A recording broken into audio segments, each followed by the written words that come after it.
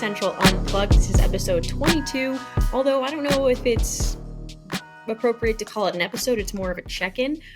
We just wanted to check in with y'all after we spent last weekend celebrating a pretty big thing in racing here in Denver. Kurt, you want to get into that?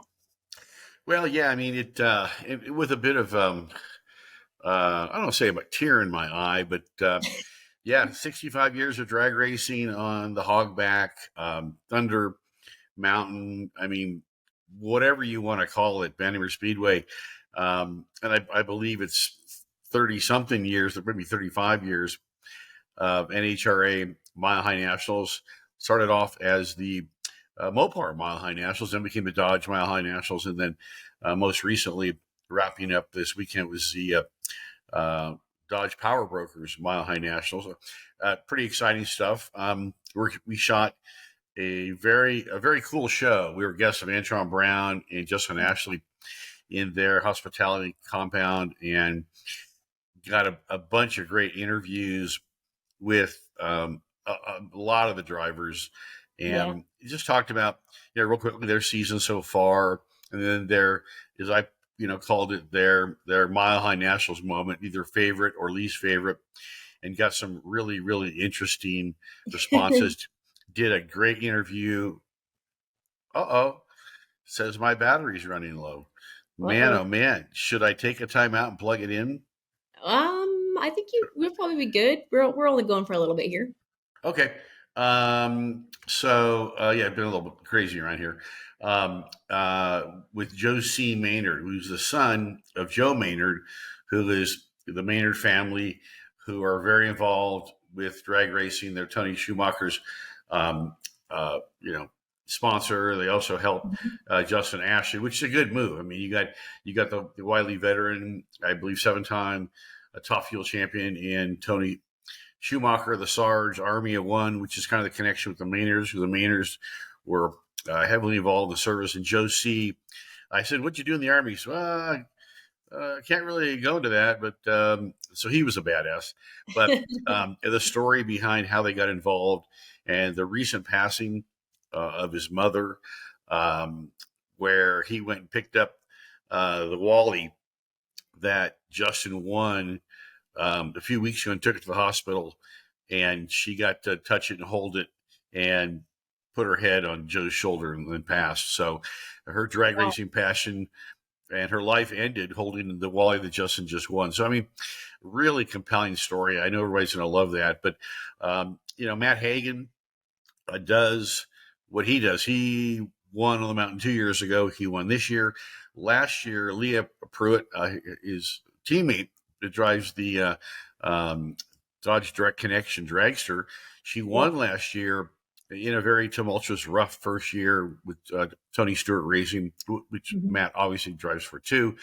And she went out in the first round to the Hillbilly, as we call them. And the Hillbilly will be on Race Central Radio this afternoon, which will be pretty cool, from 3 to 5 on AM 1600 ESPN, and streaming around the country and around the globe at racecentralmedia.com. By the way, the Hillbilly's name is Clay Milliken, and he's been a guest before, and he is unplugged and wired. So I'm sure it'll be a great interview. Clay's a neat guy, and kind of a surprise winner at the Mile Highs. So, the wrap up at the Mile Highs with Clay winning in Top Fuel and Matt winning in Funny Car was a pretty interesting tribute. A lot of people there. I mean, huge crowds. First time I think ever they sold out all 3 days, and it was hot. I mean, it was 95 every day, and fortunately I was in hospitality and also the media center, but walking up and down the lanes and walking around, off the concrete, it's like 105. And, I'm not built for that. I'm not built for that stuff anymore, but get in the shade. Well, fortunately I was in the shade, but when you're walking around, there's no shade there.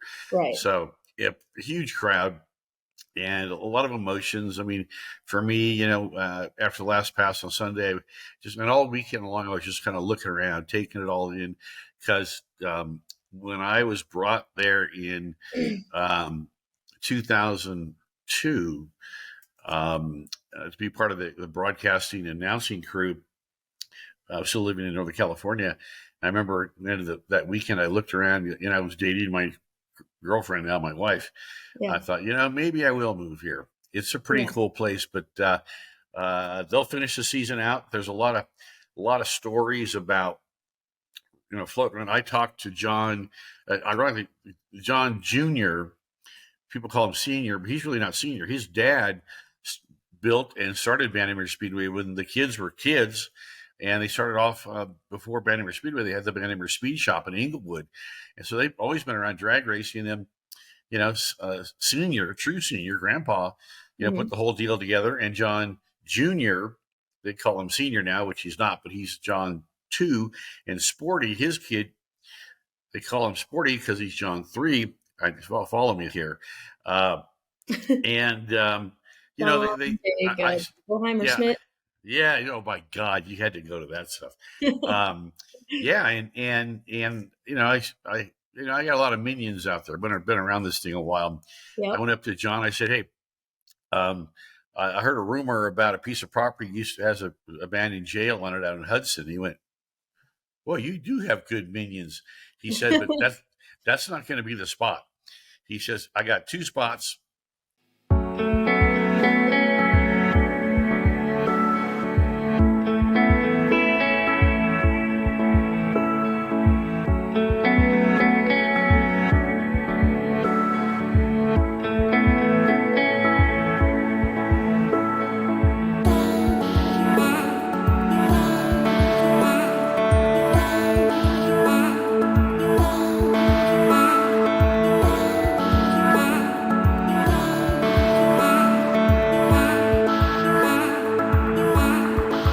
Okay, so anyways, he said he has 2 spots. And he told me exactly the locations, but they're way out in the middle of nowhere. One is out by the airport, but I mean way out there. And the other one is up north near Hudson. And it's I want to say 100 acres, which is beautiful. But there's also, I think it's 88 acres, but it has adjoining, and it can be adjoined to another 200 acres, which is, interesting because maybe they make that parking and more stuff, but it's really the size of dirt they need.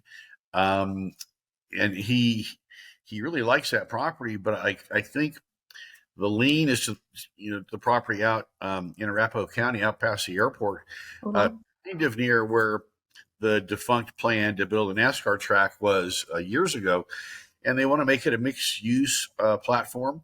So, there's talk of obviously a drag strip and an oval track, maybe a paved oval track, maybe a dirt track, maybe a road course. So, and it's also interesting, Sporty Bandimere kind of let out of the bag that, even if their name isn't on it, they want to be part of it, which is interesting because Anschutz's name has popped up. Oh, wow. And Cronky, they're both big. They're into buying land. Buy land. They don't make any more of it. So who knows? I mean, maybe the Bandimeres are part of a group, including Anschutz or Cronky or either or individually, to build this facility. So there's a lot to unpack there. And the hot rumor is early on it was going to be they're going to turn dirt this fall, get it all ready to go, prep it, maybe even get concrete down, let it cure over the winter, which is what you have to do, and then try to have club racing at their facility, really with no infrastructure next year, with effort to, through 2024, build infrastructure and get the NHRA back in 2025. So, I mean, there's a lot of rumors out there. I don't know really what to believe. Yeah. I love the Bandimeres dearly, but they definitely had their PR machine going. So it's, we're obviously going to track this story, and we'll talk a lot about it today on Race Central. Because it's, I mean, the NHRA considers Bandimere Speedway and that event here to be, one of their signature events. Now, a lot of that has to do with the hogback, with, Thunder Mountain, with everything going on up there, because it's a racetrack built on the side of a mountain. It's one of the most iconic racing facilities in the world because of where it is, altitude, the whole deal. But so we got a lot to follow here. I mean, just a drag strip in the middle of a bunch of flat dirt out in the middle of Colorado. I think, it's drag racing, but it'd be kind of like the Colorado Rockies going to playing on a dirt field, out by the airport. Yeah. So what's the point? Like, what were the payments just getting too much out there or something? Oh no, they own the property, and they're very wealthy anyway. But they're going to be phenomenally wealthy now. So the point is that they just want to sell. They want to sell the land. That's the point. Yeah, because they need more room. But there's also been, the track has been for sale a bunch of times. It's unofficially been for sale for the last 5 years. So, and the story was they're just tired. They want to take their money and go. And I get it. Everybody's older now. Sporty has kids. He's, probably 50 something now. It takes a lot of work. I'll be surprised if they build a facility on their own. I'll say that only because if Anschutz or Kroenke get involved, that's really good, because then they can hire all these young people and maybe make, John Jr., even though he's 80 something years old, he can be like on the head of the advisory board and do this, don't do that. Sporty can, work there, and his kids, if they want. Tammy Bandimere has her Race to Read program. She's actually the president of Bandimere Speedway, which doesn't sit well with Sporty, but I will just have to see. But something could be, for real.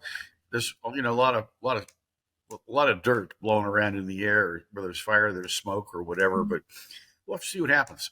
Someone could still buy the land, though, and someone could still buy it and just like rename it and keep the track there. If they it's all raw dirt, so you can build anything you want. And maybe, I don't know. There's a lot more to be seen and heard, but I hope that someone buys it and keeps the track there and just names it so we can still have that race. That track's going away. That piece of dirt is going to become $1 million condominiums and retail shopping. There is no racetrack drag strip here anymore. And that's my phone ringing, and I gotta scoot, kiddo. We'll talk more about this today on the program. Great to see you, Sid. And tune us in ESPN Radio AM 1600 and streaming around the country, around the globe. That's an important phone call, and I gotta go, and I will see you. All right, see you, everyone.